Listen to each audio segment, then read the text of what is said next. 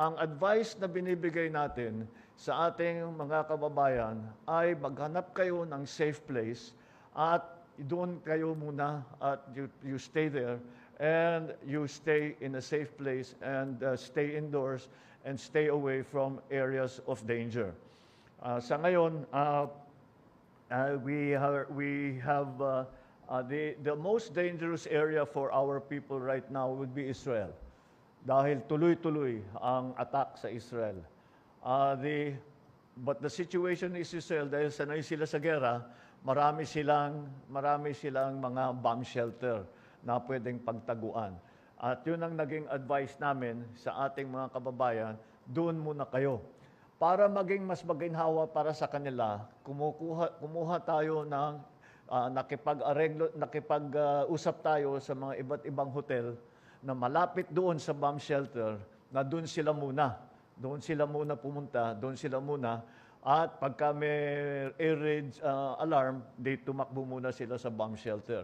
And that is the advice we have given to our nationals in Israel and also our nationals everywhere else. Na if you are in a safe place, kung malayo naman kayo, just stay put and be safe. And we will slowly try to find ways for those who want to be repatriated. Naghahanda na ang Department of National Defense o DND sakaling matuloy ang gagawing paglilikas sa mga overseas Filipino workers sa gitnang silangan, partikular sa Iran at Iraq. Ayon kay DND Secretary Delfin Lorenzana, 2 landing ship na kayang magsakay ng tig-500 tao, 2 C-130 at isang C-295 planes ang kanilang ipadadala para sa paglilikas sa mga OFW.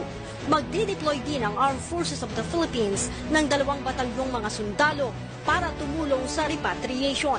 Ang idea ni Presidente is magpadala tayo doon just in case na kailangan ng mga tao natin ng protection. The 2 battalions will not be there to engage in combat with anybody, but to facilitate or help assist in the repatriation of the OFWs, especially in Iraq.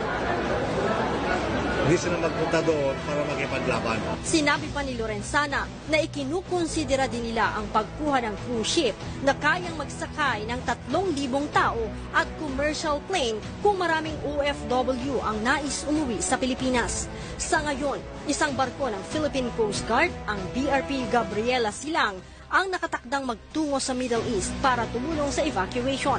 Galing ng France ang barko at i-deliver na sana sa Pilipinas. Kasalukuyan itong nakadaong sa Malta Pre-Fort at babiyahe na patungong Oman o Dubai.